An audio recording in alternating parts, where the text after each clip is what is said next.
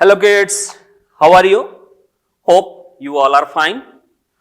Today we are going to discuss part 4 of this chapter.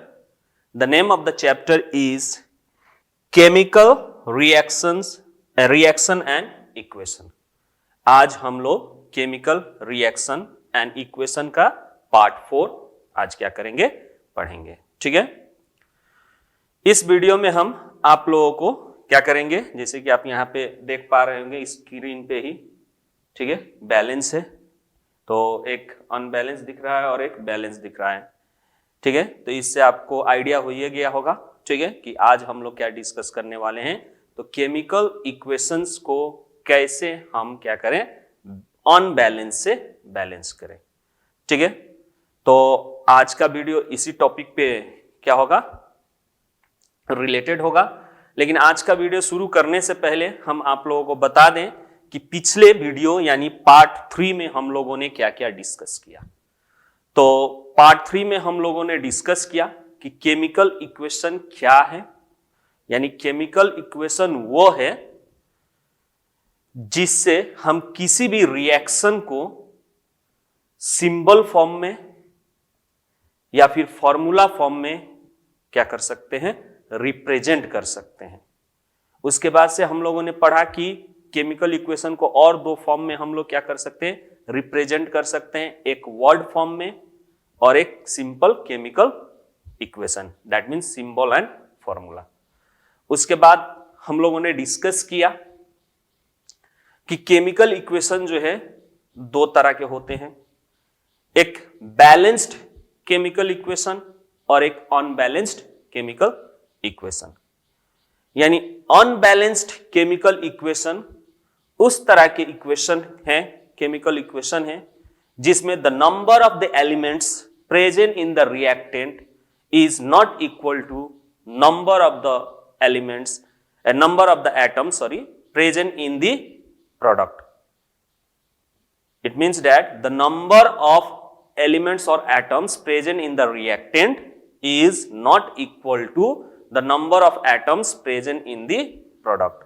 जैसे कहने का मतलब, मान लीजिए कोई एक रिएक्शन यहां पे हम लिखते हैं, ठीक है, जैसे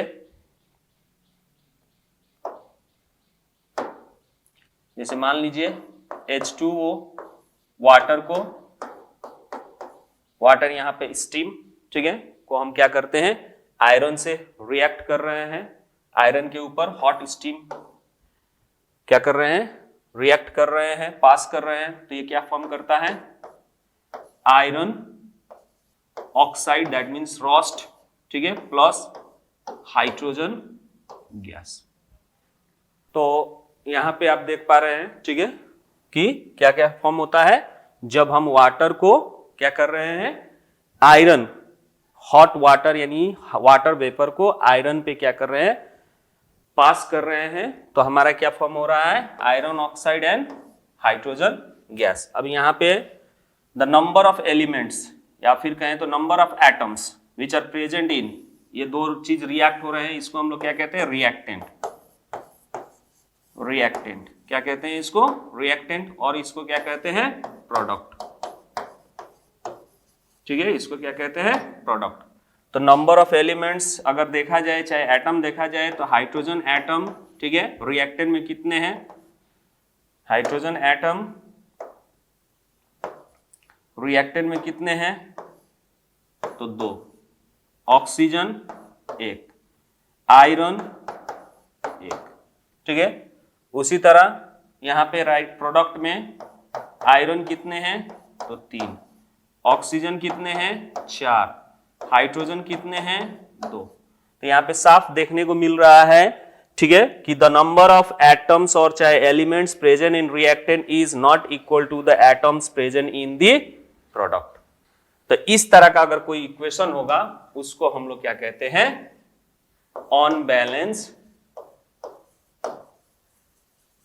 बैलेंस्ड इक्वेशन। क्या कहते हैं, अनबैलेंस्ड इक्वेशन। अगर कोई ऐसा इक्वेशन हो, केमिकल इक्वेशन, जिसमें क्या हो, आपका दोनों तरफ नंबर ऑफ एटम चाहे एलिमेंट्स जो भी प्रेजेंट है रिएक्टेंट में चाहे प्रोडक्ट में, वो अगर इक्वल हो तो उसको हम लोग क्या कहते हैं, बैलेंस केमिकल इक्वेशन। साथ साथ हम लोगों ने क्या पढ़ा कि कोई भी इक्वेशन क्यों बैलेंस फॉर्म में होने चाहिए। तो कोई भी इक्वेशन रियली में बैलेंस फॉर्म में इसलिए होने चाहिए क्योंकि जितने भी रिएक्शन होते हैं केमिकल रिएक्शन, ठीक है, उनको क्या करना पड़ता है, the law of conservation of mass को फॉलो करना पड़ता है। क्योंकि नेचर में ये पाया गया है, ये प्रूफ है कि कोई भी मास जो है neither be created nor be destroy, ठीक है, क्या नहीं हो सकता है, मास नया क्रिएट नहीं हो सकता है और डिस्ट्रॉय नहीं हो सकता है। इसीलिए जो भी चीज रिएक्ट हो रहा है, जितना मास आपका रिएक्टेंट में है, वो रिएक्ट होने के बाद जो भी चीज फॉर्म होगा उसका मास क्या होगा, हमेशा सेम होगा। ये law of conservation of mass कहता है। इसीलिए हम लोगों को जो भी केमिकल रिएक्शन लिखना होता है वो हमेशा ऑन बैलेंस में ना लिख के बैलेंस में लिखना पड़ेगा, ठीक है। तो इसीलिए अब कोई भी इक्वेशन हम लोग जनरली लिख देते हैं, ठीक है, किस चीज में, ऑन बैलेंस में, लेकिन उसको क्या करना होता है, बैलेंस करना पड़ता है, ठीक है। तो अब उसको कैसे हम बैलेंस करें, उसके लिए आज के टॉपिक में हम लोग पढ़ेंगे कि कैसे हम कोई भी ऑन बैलेंस इक्वेशन को क्या करें, बैलेंस्ड करें, ठीक है। तो आज का हम लोग का जो वीडियो है इसी टॉपिक पे है कि how can we balanced on balance the balance equation, ठीक है, ऑन बैलेंस को ऑन बैलेंस इक्वेशन को कैसे हम बैलेंस्ड करें। तो लेट्स स्टार्ट, शुरू किया जाए, ठीक है। तो यहां पे देखिए बहुत सारे स्टेप्स, ठीक है, इसमें इन्वॉल्व होते हैं। आज जो हम लोग मेथड आज डिस्कस करेंगे बैलेंसिंग का, उस मेथड को हम लोग क्या कहते हैं, हीट एंड ट्रायल मेथड कहते हैं, ठीक है। वैसे एक और शॉर्टकट मेथड भी है, ठीक है, उसके बारे में हम लोग नेक्स्ट वीडियो में हम लोग क्या करेंगे, डिस्कस करेंगे। आज हम लोग सिर्फ हीट एंड ट्रायल मेथड पे ही डिस्कस करेंगे। तो उसके लिए क्या करना पड़ता है, कैसे हम लोग क्या करें, कोई भी इक्वेशन को हीट एंड ट्रायल मेथड से क्या करें, बैलेंस करें। तो स्टेप बाय स्टेप हम आपको समझा रहे हैं, ठीक है। पहले तो हम लोगों को कोई भी इक्वेशन हो, ठीक है, कोई भी रिएक्शन हो, उसको हम लोगों को क्या करना चाहिए कि to write the word equation, हम लोगों को क्या करना चाहिए, कोई भी ऐसा क्या हो, रिएक्शन हो, उसको हमेशा पहले क्या करना है, वर्ड में लिखना है, वर्ड इक्वेशन में लिखना है, ठीक है। So write down the equation in the word form by writing the name of the reactants on the left hand side and those the product of the right hand side, and this step is not required if the equation is given in the terms of symbols and formulas। यानी कहने का मतलब कि ये step हम लोग, जैसे कोई रिएक्शन आपका दे दिया, जैसे एग्जांपल में हम यहाँ पे आप लोगों को दिखा रहे हैं, ठीक है, जैसे यहाँ पे देख पा रहे हैं, ये बाद में हम लोग सॉल्व करेंगे। तो यहाँ पे स्टेटमेंट दिया गया है, ठीक है। इस स्टेटमेंट में आपको यहाँ पे पढ़ने पे समझ में आ रहा होगा कि steam is passed over heated iron, यानी स्टीम को हीटेड आयरन पे जब हम पास करते हैं, ठीक है, तो to form a magnetic oxide, ठीक है, ऑफ आयरन, आयरन के मैग्नेटिक ऑक्साइड फॉर्म होता है और साथ साथ हाइड्रोजन गैस फॉर्म होता है, ठीक है। तो अब ये क्या है, आपका स्टेटमेंट फॉर्म में है। अब इसी को बैलेंस करना है। तो अगर इस तरह का कोई भी आपका क्वेश्चन आए तो उसको सबसे पहले आप क्या करिए, वर्ड में, वर्ड इक्वेशन में लिखिए। तो वर्ड इक्वेशन में आता ही है, ठीक है। यहाँ पे क्या बोला गया है, स्टेम। तो अगर इसको हम क्या करें, वर्ड इक्वेशन में कन्वर्ट करें, ठीक है, इसको हम क्या करें, वर्ड इक्वेशन में कन्वर्ट करें, तो ये क्या होगा, स्टेम मीन्स H2O, वाटर ही है, ठीक है। उसके बाद से क्या कह रहा है, पास ओवर द हीटेड आयरन। तो हीटेड आयरन क्या है, आयरन ही है, ठीक है। सॉरी, हम इसको फॉर्मूला में लिख रहे हैं, इसको हमें पहले क्या करना है, वर्ड में लिखना है, ठीक है। इसको पहले हम वर्ड में लिख दे। तो वर्ड में लिखिएगा तो इसको पहले आप क्या कीजिए, वाटर, ठीक है, उसके बाद से आयरन, ठीक है, आयरन, उसके बाद से आप क्या कीजिए, बोल रहा है to form a magnetic oxide of iron. तो oxide of iron, iron plus क्या फॉर्म हो रहा है, हाइड्रोजन गैस, तो हाइड्रोजन। ठीक है, तो ये आपका क्या हो गया, वर्ड इक्वेशन। तो फर्स्ट स्टेप में हमें क्या करना है, कोई भी रिएक्शन दिया हो, किस फॉर्म में ना दिया हो, फॉर्मूला और सिंबल फॉर्म में ना दिया हो, स्टेटमेंट फॉर्म में दिया हो, तो आप उसको वर्ड में क्या कीजिए, पहले कन्वर्ट कीजिए। ठीक है, उसके बाद आपका सेकेंड स्टेप जो होता है, ठीक है, आप सेकेंड स्टेप में क्या कीजिए कि जो भी अब वर्ड फॉर्म में लिख लिए, जैसे यहां पे हमने वर्ड फॉर्म में लिखा था क्या, वाटर प्लस आयरन, ठीक है, गिव्स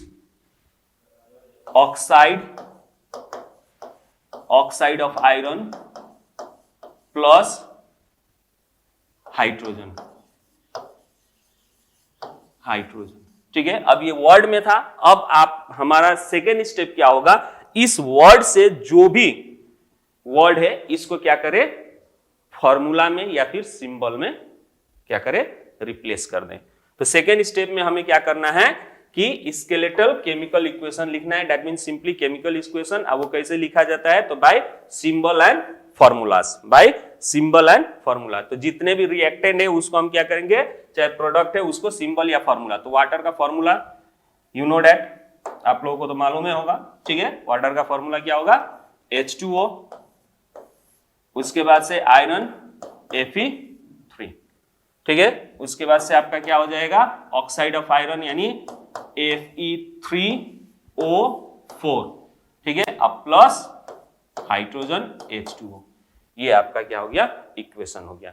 ठीक है, अब स्टेटमेंट से हम लोग कहां पे आ गए, केमिकल इक्वेशन जो कि अनबैलेंस्ड फॉर्म में है। ठीक है, अब थर्ड स्टेप हमको क्या करना है, थर्ड स्टेप में हमें एनक्लोज द फॉर्मूलाज, ठीक है, इन द बॉक्सेस। फॉर्मूला को क्या करना है, बॉक्स में एनक्लोज करना है, and enclose the formula of each reactant and product in the box. This is done to remember that during balancing of the chemical equation, the formula of any reactant or product cannot be changed. यानी इसका तात्पर्य यह है, ये step का, कि जो भी हमारा अनबैलेंस केमिकल इक्वेशन दिया गया है, जो भी उसमें रिएक्टेंट है, सभी रिएक्टेंट चाहे प्रोडक्ट को एक बॉक्स में एनक्लोज कर दें। ये इसलिए किया जाता है कि उसके फॉर्मूला में हम लोग क्या ना कर पाए, चेंजेस ना कर पाए। जो भी चेंजेस करना है उसके कोएफिशिएंट में चेंज करना है। यानी अर्थ ये हुआ कि जैसे हमने वो इक्वेशन लिखा था, ठीक है, H2O प्लस Fe, ठीक है, क्या फॉर्म हो रहा है, Fe3O4 प्लस H2, ये आपका फॉर्म हो रहा है। ठीक है, तो अब ये स्टेप क्या कहता है कि इन सब को आप क्या कर दीजिए, बॉक्स में डाल दीजिए। इन सब को आपको क्या करना है, बॉक्स में डालना है। ठीक है, बॉक्स में इस तरह से डाल देना है, एनक्लोज कर देना है। ठीक है, एनक्लोज। अब इसको बॉक्स में इसलिए डालना है कि हम इसमें बॉक्स के अंदर कोई चेंजेस ना करें, क्योंकि बॉक्स के अंदर अगर कोई चेंजेस हो गया तो उसका क्या हो गया, वैल्यू ही, यानी वो कंपाउंड का कंपोजिशन ही क्या हो जाएगा, चेंज हो जाएगा, जिसके कारण वो दूसरा सब्सटेंस बन जाएगा। ठीक है, जैसे एग्जांपल में आप सिंपल यहां पे देख पा रहे होंगे, H2O ये वाटर है, लेकिन आप इसको बैलेंस करने के लिए अगर यहां पे 2 लिख देते हैं तो ये वाटर ना होके हाइड्रोजन पेरोक्साइड बन जाएगा, जो कि टोटली डिफरेंट कंपाउंड हो गया वाटर से। इसीलिए इसको बॉक्स में डालने को बोला जा रहा है कि हम लोग जो भी चेंजेस करें इस बॉक्स के बाहर, जिसके कारण ये कंपाउंड का जो अस्तित्व है बना रहे, यानी ये चेंज ना हो। ठीक है, तो ये स्टेप यही कहता है। नाउ अब आगे की तरफ बढ़ते हैं। नेक्स्ट स्टेप में हमको करना क्या है, तो नेक्स्ट स्टेप में हमें क्या करना है, list the number of the atoms of different elements on LHS and RHS।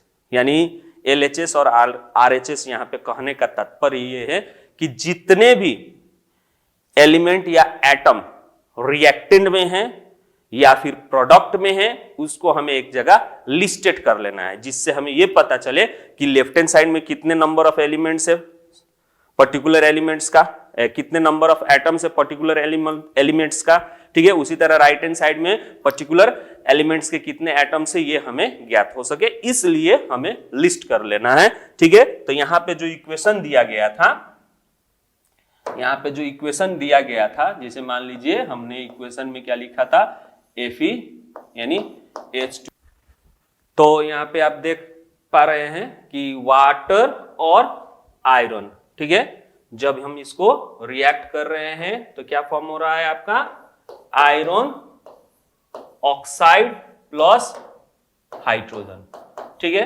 तो अब यहां पे जो है इसको हम लोगों ने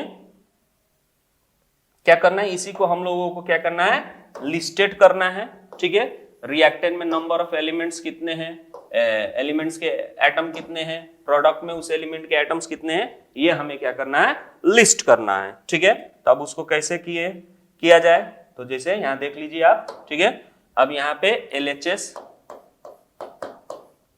LHS, अब हाइड्रोजन कितना है लेफ्ट हैंड साइड में, तो 2 ठो। राइट हैंड साइड में ऑक्सीजन कितना है लेफ्ट हैंड साइड में, 1। आयरन कितना है लेफ्ट हैंड साइड में, तो 1। ये हमारा क्या हो गया, लिस्ट ऑफ द एलिमेंट्स, ठीक है, of list of the atoms of different elements, ठीक है। उसी तरह आप राइट हैंड साइड में क्या है, RHS में, ठीक है, तो हाइड्रोजन कितने हैं, 2 ठो, ठीक है। ऑक्सीजन कितने हैं, 4। आयरन कितने हैं, 3।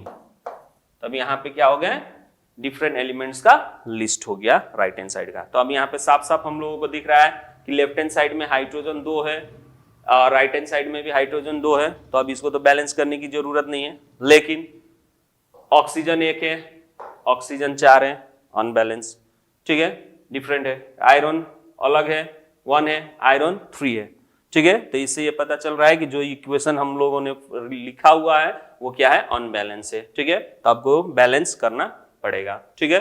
तब उसके लिए हम लोगों ने क्या किया, ये स्टेप्स फॉलो किए। तो 4th स्टेप में हम लोगों को करना क्या है, तो उस अनबैलेंस इक्वेशन का क्या करना है, लिस्ट करना है नंबर ऑफ एलिमेंट्स। तो इस तरह से आप लिस्ट कर लिए, ठीक है। नेक्स्ट स्टेप में हम लोगों को करना क्या है, तो नेक्स्ट स्टेप में हम लोगों को अब सेलेक्ट करना है जो भी इक्वेशन मिला था उसमें सबसे बड़ा बिगेस्ट या सबसे ज्यादा एलिमेंट्स वाले कंपाउंड कौन से हैं, ठीक है। एलिमेंट्स वाले कंपाउंड कौन है उसको पहले सेलेक्ट करें। तो फिर से हम एक बार फॉर्मूला लिखते हैं। तो ये क्या है, H2O plus Fe give Fe3O4 plus H2। तब यहां पे देखने पे साफ पता चल रहा है हम लोगों को कि ये जो Fe3O4 है यानी ऑक्साइड ऑफ आयरन है, यही हमारा क्या है, बिगेस्ट है। तो वही चीज यहां पे कह रहा है कि select the biggest formula to start the balancing. Balancing करने के लिए हमें बिगेस्ट फॉर्मूला को क्या करना है, सिलेक्ट करना है, ठीक है। उसके बाद से start the process of balancing by choosing the compound which has maximum number of atoms. इसका मतलब ये हुआ कि हमको बैलेंस करने के लिए उस फॉर्मूले में यानी उस इक्वेशन में ज्यादा नंबर ऑफ एटम वाले कंपाउंड कौन है उसको चूज करना है, ठीक है। उसके बाद से हम लोगों को क्या करना है, चाहे वो रिएक्टेंट हो चाहे वो प्रोडक्ट में हो, उसको चूज करके आगे बढ़ना है, ठीक है। सो उस हिसाब से चैप्टर 5th के हिसाब से हमारा जो कंपाउंड चूज करना है वो क्या हो रहा है, Fe3O4, ठीक है। नाउ आगे बढ़ते हैं हम लोग। अब 6th स्टेप में क्या होता है कि बैलेंस करने के लिए वो जो फॉर्मूला है, ठीक है, उस फॉर्मूले में अब ये देखना है कि कौन सा एलिमेंट ज्यादा नंबर का है, यानी उस फॉर्मूले में भी कौन सा एलिमेंट का नंबर जो है ज्यादा है, उसी से हम लोग क्या करें, शुरुआत करना पड़ता है। तो वही चीज इसमें, ठीक है, कि having selected the compound with the biggest formula as above, first balance the element of this compound which has the highest number of atom। यानी जो कंपाउंड हमने सेलेक्ट किया था उस कंपाउंड में किस एटम का हाईएस्ट नंबर है उसी एटम को बैलेंस करें, वहीं से शुरू करें, ठीक है। तो यानी कहने का मतलब कि जो हमने यहां पे सिलेक्ट किया है H2O प्लस Fe जो कि रिएक्ट होके क्या फॉर्म होता है Fe3O4 प्लस H2। यहाँ पे ये जो फॉर्म हो रहा है इसमें हमने सेलेक्ट किया था इसको। अब इसमें सबसे ज्यादा नंबर, अब इसमें दो एलिमेंट्स है आयरन और क्या है, आयरन और ऑक्सीजन। तो अब आयरन और ऑक्सीजन यहां पे है, ठीक है। तो अब आयरन और ऑक्सीजन सबसे ज्यादा है, तो दो है, उसमें से भी सबसे बड़ा कौन है, तो ऑक्सीजन, क्योंकि ऑक्सीजन 4 है। तो हमको बैलेंसिंग कहां से करना होगा, यहीं से करना होगा, ऑक्सीजन से ही, ठीक है। तो अब यहां पे देखिए ऑक्सीजन 4 है, इधर मेरा ऑक्सीजन कितना है 2, 1। तो अब इसको 4 बनाने के लिए हमें क्या करना होगा, तो आपको पहले ही हम बोले हैं कि हमने क्या किया था, पहले से ही इसको बॉक्स में डाला हुआ है कि बॉक्स के अंदर हमको कुछ नहीं करना है छेड़छाड़, ठीक है। बॉक्स के अंदर हम लोगों को क्या नहीं करना है, छेड़छाड़ नहीं करना है, जो भी करना है इसके कोएफिशिएंट में करना है, ठीक है। कोएफिशिएंट समझते होंगे आप लोग, मैथ में पढ़े होंगे, ठीक है। कोई भी वेरिएबल्स के आगे जो लिखा जाता है, जैसे ए वेरिएबल से इसके आगे जो ये 2 लिखा गया है, दिस 2 इज अ कोएफिशिएंट, ठीक है। तो उसी तरह यहाँ पे जो फॉर्मूला है उसके आगे जो भी प्लेस है उसको हम लोग क्या कहेंगे, कोएफिशिएंट। तो हमको जो भी करना है नंबरिंग वो कोएफिशिएंट में ही करना है, ठीक है। तब यहाँ पे हम ऑक्सीजन को 4 बनाना है, तो यहाँ पे 1 है और यहाँ पे क्या है 4 है, ये देख पा रहे हैं आप, यहाँ पे 4 है और यहाँ पे 1 है, ठीक है। तो हम इसको 4 करने के लिए यहाँ पे 4 लिख देंगे, जिसके कारण क्या हो गया, 4 हमारा ऑक्सीजन हो गया। लेकिन जैसे ही हमने 4 यहां पे लिखा, हाइड्रोजन का क्या हो गया, नंबर बढ़ गया। प्रोडक्ट में 2 है, प्रोडक्ट में 2 है, लेकिन यहां पे रिएक्टेंट में अब 4 दूनी 8 हो गया, ठीक है। अब ये 4 दूनी 8 हो गया, तो तुरंत इसको बैलेंस भी कर लीजिए। तब उसको बैलेंस करने के लिए यहां 8 है, यहां 2 है, तो फिर हम यहां पे 4 लिखेंगे, जिससे हमारा हाइड्रोजन भी क्या हो गया, 8 हो गया। अब हाइड्रोजन 8 हो गया, यहां पे भी हाइड्रोजन 8 हो गया, ऑक्सीजन भी 8 हो गया, ठीक है। अब ये हमारा हाइड्रोजन ऑक्सीजन क्या हो गया, दोनों तरफ बैलेंस हो गया। लेकिन स्टिल आयरन हमारा क्या नहीं है, बैलेंस नहीं है। आयरन इधर 3 है और इधर 1 है। तो अब इसको बैलेंस करने के लिए हम क्या करेंगे, यहां पे 3 लिख देंगे। अब यहां पे 3 लिखेंगे रिएक्टेंट वाले आयरन पे, तो अब ये क्या हो गया 3। अब एक बार चेक कर लें, ठीक है, LHS और RHS, LHS, ठीक है, हाइड्रोजन कितने हैं, तो 4 दूनी 8। ऑक्सीजन कितने हैं, तो ऑक्सीजन 4। आयरन कितने हैं, तो 3। उसी तरह RHS में आइए, RHS में, ठीक है, तो हाइड्रोजन कितने हैं, तो हाइड्रोजन 8, ठीक है। ऑक्सीजन कितने हैं, तो ऑक्सीजन 4। आयरन कितने हैं, तो आयरन 3। तब यहां पे देखिए दोनों तरफ the number of elements which are present in both reactant and product are same. तो ये अब यहां पे क्या हो गया, बैलेंस हो गया। इसी को हम लोग क्या कहते हैं, बैलेंस्ड इक्वेशन कहते हैं। और इसी तरह से बैलेंस होता है। और ये जो मेथड हम लोग यूज किए, उस मेथड को हीट एंड ट्रायल मेथड कहा जाता है, ठीक है, हीट एंड ट्रायल मेथड कहा जाता है, ठीक है। The above method of balancing of chemical equation is called heat and trial method. इसी को हीट एंड ट्रायल मेथड कहते हैं। तो अब सब आप लोगों को समझ में आ गया होगा कि कोई भी केमिकल इक्वेशन को, अनबैलेंस केमिकल इक्वेशन को किस तरह से हम हीट एंड ट्रायल मेथड से क्या करें, बैलेंस करें, ठीक है। कुछ एग्जाम्पल हम यहां पे कर दे रहे हैं एक और, ठीक है, उससे आप और क्लियर हो जाइएगा, ठीक है। जैसे यहां पे ये वाला तो हम लोगों ने कर लिया, ठीक है। नेक्स्ट वाला हम आपको करके दिखा रहे हैं, ठीक है। जैसे यहां पे देखिए आपका क्या है, बैरियम क्लोराइड एल्यूमिनियम सल्फेट जो है क्या दे रहा है, बैरियम सल्फेट और एल्यूमिनियम क्लोराइड फॉर्म कर रहा है, ठीक है। ये आपका क्या हो गया, एक वर्ड केमिकल इक्वेशन है, ठीक है। तो आपको वर्ड में अब लिखने की जरूरत नहीं है। फर्स्ट स्टेप में हम लोगों ने क्या पढ़ा था कि कोई भी स्टेटमेंट में केमिकल रिएक्शन दिया हो तो उसको वर्ड में चेंज करना है, लेकिन यहाँ पे क्वेश्चन में ऑलरेडी वर्ड में दिया है, ठीक है। अब हमको सेकेंड स्टेप से शुरू करना है, यानी इसको फॉर्मूला में लिख के या सिंबल में लिख के करना है, यानी इसको स्केलेटल केमिकल इक्वेशन में कन्वर्ट करना है, ठीक है। तो उसके लिए पहले हमें क्या करना होगा, इसका सिंबल और फॉर्मूले में इसको कन्वर्ट करना होगा, ठीक है। तो अभी इसको हम क्या करेंगे, बैरियम क्लोराइड। तो बैरियम क्लोराइड का फॉर्मूला होता है, ठीक है, बैरियम क्लोराइड का फॉर्मूला होता है Ba, ठीक है, BaCl2, ठीक है, क्योंकि बैरियम का वैलेंसी 2 और क्लोरीन का वैलेंसी 1, तो क्रिस क्रॉस होने पे BaCl2 प्लस का प्लस एल्यूमिनियम सल्फेट। तो एल्यूमिनियम सल्फेट का फॉर्मूला होता है Al2, ठीक है, SO4, लेकिन ये SO4 का थ्राइस, इसलिए क्योंकि सल्फेट का वैलेंसी होता है 2 और एल्यूमिनियम का वैलेंसी होता है 3, लेकिन क्रिस क्रॉस जो कि 9th में आप लोग पढ़े होंगे फॉर्मूला राइटिंग के लिए, ठीक है, तो उसके कारण ये Al2SO4 का थ्राइस, ठीक है। एरो बैरियम सल्फेट, तो बैरियम का 2 और सल्फेट का भी 2, तो इसीलिए simple BaSO4। Now after that aluminium chloride, तो एल्यूमिनियम का 3 होता है वैलेंसी, तो AlCl3, क्लोरीन का 1, तो AlCl3। ये हमारा अब क्या हो गया, फॉर्मूला में आ गया, ठीक है। अब ये फॉर्मूला में आ गया तो थर्ड स्टेप में हम लोगों को करना क्या है, तो थर्ड स्टेप में हम लोगों को एन सर्कल कर देना है। क्या कर देना है, एन सर्कल कर देना है बॉक्स के अंदर जितने भी फॉर्मूला है उसको। क्यों किया जाता है, इसलिए किया जाता है कि हम इसको क्या ना कर पाए चेंज, इसके अंदर के नंबर को क्या ना कर पाए चेंज ना कर पाए, ठीक है। अगर वैसे कर देते हैं तो ये अपना आइडेंटिटी खो के न्यू कंपाउंड फॉर्म कर सकता है, इसीलिए इसको हम क्या करते हैं बॉक्स में डालते हैं, ठीक है।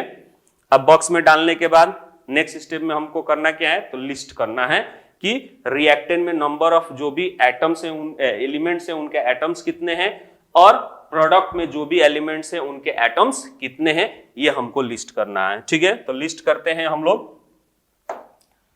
तो यहां पे देख पा रहे होंगे LHS में बैरियम कितना है, तो बैरियम हमारा 1 है, ठीक है। क्लोरीन कितना है,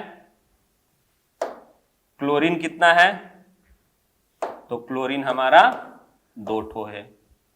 एल्यूमिनियम कितना है, तो एल्यूमिनियम हमारा 2 ठो है। सल्फर कितना है, तो अब यहां पे ध्यान दीजिए, जो ये 3 लिखे हैं, ये 3 ब्रैकेट के अंदर जो भी एलिमेंट्स है उसका मल्टीपल होता है, ठीक है, जो भी एलिमेंट्स है उसका मल्टीपल होगा। तो ये 3 है तो सल्फर भी आपका 3 होगा, ठीक है। ऑक्सीजन कितना है, तो ये ऑलरेडी 4 है अंदर में, और बाहर से मल्टीपल हो जाएगा तो कितना हो जाएगा 12। ऑक्सीजन इसमें कितना है 12, ठीक है। उसी तरह अब राइट हैंड साइड का हम लोग देख लें। राइट हैंड साइड बैरियम कितना है, तो 1, बैरियम कितना है 1। सल्फर कितना है 1। ऑक्सीजन कितना है 4। एल्यूमिनियम कितना है 1।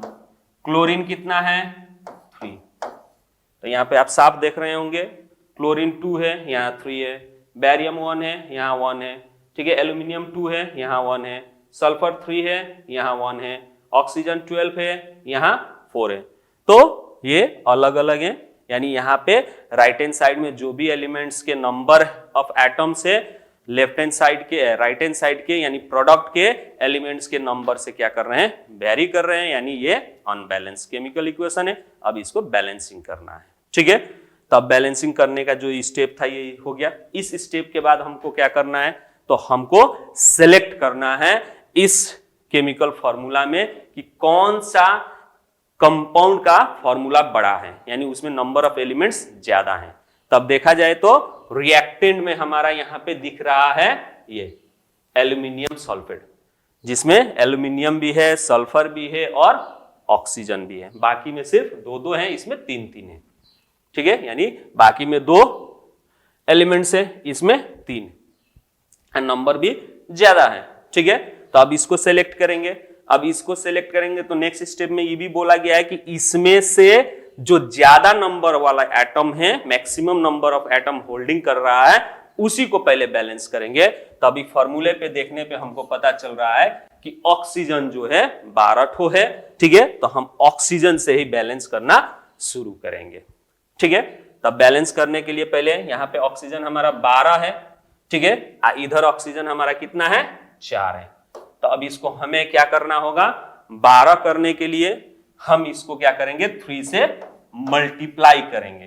क्या करेंगे, 3 से मल्टीप्लाई करेंगे। तो 3 से मल्टीप्लाई करेंगे तो यहां पे हम क्या करेंगे, 3 लिखेंगे। तो 3 यहां पे लिखेंगे तो 3 4 जा 12, ऑक्सीजन हमारा कितना हो जाएगा, 12 हो जाएगा। लेकिन ऑक्सीजन 12 हो गया तो मेरा बैरियम जो कि 1 था वो अब क्या हो गया, 3 हो गया। बैरियम मेरा क्या हो गया, 3। इधर बैरियम क्या है, लेफ्ट हैंड साइड में यानी रिएक्टेंट में 1 है। तो अब हम बैरियम को भी क्या कर लें, बैलेंस कर लें। तो बैरियम को बैलेंस करने के लिए हम यहां पे क्या लिखेंगे, 3 लिखेंगे। तो बैरियम को हम बैलेंस कर देंगे तो बैरियम मेरा क्या हो जाएगा, 3 हो जाएगा। ठीक है, अब ये 3 लिखने पे सल्फर भी मेरा क्या हुआ है, 3 हुआ है, जो कि ऑलरेडी सल्फर यहां पे 3 बैलेंस है। ठीक है, तो अब बैलेंस यहां तक हुआ। अब यहां पे जो 3 लिखे हमने, उस 3 के कारण मेरा क्लोरीन जो 2 था ये अब क्या हो गया, चेंज हो गया। ये चेंज होके क्या हो गया, 3 2 जा 6 क्लोरीन हो गया। अब मेरा क्लोरीन का संख्या क्या हो गया, 6 हो गया। अब इधर जाएं तो क्लोरीन कितना है मेरा, 3 है। क्लोरीन कितना है मेरा, यहां पे 3 है, लेकिन यहां पे क्या हो गया, 6। अब हम क्लोरीन को क्या करेंगे, इक्वल करेंगे। तो क्लोरीन को इक्वल करने के लिए हमें क्या करना होगा, 2 से मल्टीप्लाई करना होगा। क्या करना होगा, 2 से मल्टीप्लाई करना होगा। 2 से क्लोरीन को मल्टीप्लाई करेंगे तो क्लोरीन भी मेरा 6 हो जाएगा। दैट मीन्स हम यहां पे 2 लिख देंगे। ठीक है, यहां पे क्या कर देंगे, 2 लिख देंगे। 2 लिख देंगे तो ये क्या हो गया आपका, 3 दूनी 6, क्लोरीन हमारा 6 हो गया। लेकिन क्लोरीन 6 हो गया तो साथ साथ एल्यूमिनियम मेरा क्या हो गया, 2 हो गया। अब राइट हैंड साइड में देखें तो एल्यूमिनियम, लेफ्ट हैंड साइड में देखें तो एल्यूमिनियम ऑलरेडी 2 है। ठीक है, तो अब हमारा बैलेंसिंग लगभग क्लियर है। ठीक है, अब एक बार हम लोग देख लें, इसको चेक कर लें कि हमारा जो बैलेंसिंग हम लोगों ने किया वो सही है या नहीं है। एक बार फिर से लिस्ट आउट कर लें। तब लिस्ट आउट करें तो न्यू में आए तो बैरियम जो है लेफ्ट हैंड साइड में, बैरियम जो है 3 है। इस 3 के कारण क्लोरीन जो है हमारा 6 है, एल्यूमिनियम हमारा 2 है, सल्फर हमारा 3 है, ऑक्सीजन हमारा 12 है। ठीक है, उसी तरह राइट हैंड साइड का फिर चेक कर लें। राइट हैंड साइड में बैरियम 3 है, सल्फर 3 हो गया, ऑक्सीजन 12 हो गया, एल्यूमिनियम 2 हो गया एंड क्लोरीन 6 हो गया। तो आप मिला लीजिए। ठीक है, बैरियम 3 3। ठीक है, आप यहां पे कंपेयर कर सकते हैं, barium 3 3, sulphur 3 3, oxygen 12 oxygen 12, aluminium 2 aluminium 2, chlorine 6 chlorine 6। तब यहां पे right hand side and left hand side, that means reactant में भी नंबर ऑफ एलिमेंट्स के atom and right hand side में भी नंबर ऑफ एलिमेंट्स के एटम दोनों ही इक्वल है। तो हम इसको कह सकते हैं this is the balanced chemical equation. तो इसी तरह से हम लोगों को हीट एंड ट्रायल मेथड से कोई भी केमिकल अनबैलेंस केमिकल इक्वेशन को क्या करना होगा, बैलेंस करना होगा। उसके लिए जो स्टेप्स हैं, सबसे पहले हमें क्या करना होगा, हमको सबसे पहले क्या करना होगा, तो हमको सबसे पहले अगर कोई इक्वेशन क्या दिया होगा, स्टेटमेंट में दिया होगा, तो वर्ड में हम क्या करेंगे, उसको लिखेंगे। दैट मींस वर्ड इक्वेशन में लिखेंगे। ठीक है, दूसरा स्टेप, अगर वर्ड में ना दिया हो, डायरेक्ट फॉर्मूला में दिया हो तो कोई बात नहीं, अगर स्टेटमेंट में दिया हो तो वर्ड में करेंगे, और दूसरा स्टेप में उस वर्ड से उसको फॉर्मूला यानी केमिकल इक्वेशन में, स्केलेटल केमिकल इक्वेशन में चेंज करेंगे। क्लियर? थर्ड स्टेप में जो भी इक्वेशन है उस इक्वेशन के सभी एलिमेंट्स को यानी कंपाउंड को हम या फॉर्मूला को हम क्या करेंगे, एक बॉक्स में एनक्लोज कर देंगे। यानी तीसरा स्टेप में जितने भी नंबर ऑफ कंपाउंड्स रिएक्टेंट में हो, चाहे प्रोडक्ट में हो, यानी लेफ्ट हैंड साइड में हो चाहे राइट हैंड साइड में हो, सबको हम क्या करेंगे, एक बॉक्स में एनक्लोज करेंगे। बॉक्स में एनक्लोज करने का तात्पर्य क्या है? तो बॉक्स में एनक्लोज करने का तात्पर्य यह है कि ये क्या होगा, उसके अंदर हमको छेड़छाड़ नहीं करना है, जो भी लिखना है बॉक्स के बाहर। क्योंकि अगर अंदर लिखते हैं तो जो कंपाउंड है वो कंपाउंड क्या हो जाएगा, गलत हो जाएगा, वो नया कंपाउंड बन जाएगा। अगर अंदर करेंगे तो वो नंबरिंग के कारण वो क्या हो जाएगा, अलग सा कंपाउंड बन जाएगा, जो कि गलत है। ठीक है, उसके बाद से वो करने के बाद चौथा स्टेप हम क्या करेंगे, तो चौथा स्टेप में हम लिस्ट करेंगे लेफ्ट हैंड साइड यानी रिएक्टेंट में एलिमेंट्स के नंबर, और प्रोडक्ट में यानी राइट हैंड साइड में एलिमेंट्स के नंबर को क्या करेंगे, हम लिस्ट करेंगे। और लिस्ट करने पे ये साफ दिखाई देगा कि वो क्या है, अनइक्वल है। उसके बाद फिफ्थ स्टेप में क्या करेंगे, फिफ्थ स्टेप में क्या करेंगे, तो जो भी फॉर्मूला दिया है उसको देखेंगे, उसमें सबसे बड़ा कंपाउंड को क्या करेंगे, चूज करेंगे। सबसे बड़ा कंपाउंड कहने का मतलब कि उसमें नंबर ऑफ एलिमेंट्स ज्यादा हो, उसको चूज करेंगे। जैसे किसी में नंबर ऑफ एलिमेंट्स 2 ही हो, जैसे water H2O, water H2O, hydrogen और ऑक्सीजन खाली है। ठीक है, उसी तरह हमको देखना है कि नंबर ऑफ एलिमेंट्स किस कंपाउंड में ज्यादा है, उसको चूज करना है। उसके बाद से हमको फिर क्या चूज करना है नेक्स्ट स्टेप में, कि उसमें सबसे ज्यादा नंबर ऑफ एटम कौन है। जैसे H2O चूज किए, 2 है, तो उसमें हाइड्रोजन की ज्यादा होती है नंबर। ठीक है, तो उसी तरह कोई भी एलिमेंट्स को हमको क्या करना है, एक कंपाउंड को चूज करना है, तो देखना है कि उसमें सबसे नंबर ऑफ एलिमेंट्स यानी किसका है। जैसे इस एग्जांपल में हम लोगों ने एल्यूमिनियम सल्फेट को क्या किया, सेलेक्ट किया। क्यों? क्योंकि एल्यूमिनियम सल्फेट में एल्यूमिनियम, सल्फर, ऑक्सीजन 3 है। ठीक है, और सबसे बड़ा है, इसमें नंबर ऑफ एलिमेंट्स ऑक्सीजन 12 गो है, सल्फर 3 गो है, और एल्यूमिनियम 2 गो है। ठीक है, तो अब इस तरह से चूज करने के बाद अब इनमें तीनों में सबसे ज्यादा कौन है, ऑक्सीजन, तो ऑक्सीजन को चूज किया। तो उसी तरह आपको क्या करना है, सबसे बड़ा कंपाउंड को चूज करना है, और उसमें सबसे ज्यादा नंबर ऑफ एलिमेंट्स सबसे ज्यादा नंबर ऑफ एटम जिस एलिमेंट का होगा उससे शुरू करना है बैलेंसिंग। ठीक है, अब बैलेंसिंग करते जाइएगा, तो उस राइट हैंड साइड में जो भी बैलेंस कीजिएगा, चाहे लेफ्ट हैंड साइड में, ठीक है, तो हो सकता है कि बाकी एलिमेंट्स का क्या हो, नंबरिंग चेंज हो जाए, तो उसको सॉल्व करते जाइए। इस तरह से सॉल्व करते हुए लास्ट में अगर कंप्लीट हो जाता है तो एक बार फिर चेक कर लेना है number of elements in the left hand side and right hand side. अगर दोनों में सेम आ गया तो उसके बाद से आप ये कह सकते हैं, यानी आपका जो बैलेंस का जो प्रोसेसिंग है वो कंप्लीट हो जाता है और आपका इक्वेशन जो है बैलेंस हो जाता है। तो इन दिस वे हम लोग क्या करते हैं, कोई भी अनबैलेंस केमिकल इक्वेशन को बैलेंस करते हैं, and this method is known as hit and trial method. ठीक है, तो आज के वीडियो में बस हम लोग इतना ही डिस्कस करेंगे। अब नेक्स्ट पार्ट में हम लोग एक और आसान तरीके से कोई भी केमिकल इक्वेशन को क्या कर सके, बैलेंस कर सके, उसके बारे में क्या करेंगे, सीखेंगे। वो मेथड जो है आप लोग बहुत सारे बुक में, ठीक है, तो बुक में उतना ज्यादा नहीं मिलेगा, लेकिन बहुत सारे लोग उसको ABCD मेथड भी कहते हैं, या कुछ लोग उसको अलजेब्रिक मेथड भी कहते हैं। ठीक है, तो उसी मेथड के बारे में हम लोग नेक्स्ट वीडियो में क्या करेंगे, डिस्कस करेंगे। तब तक के लिए बाय बाय, थैंक यू।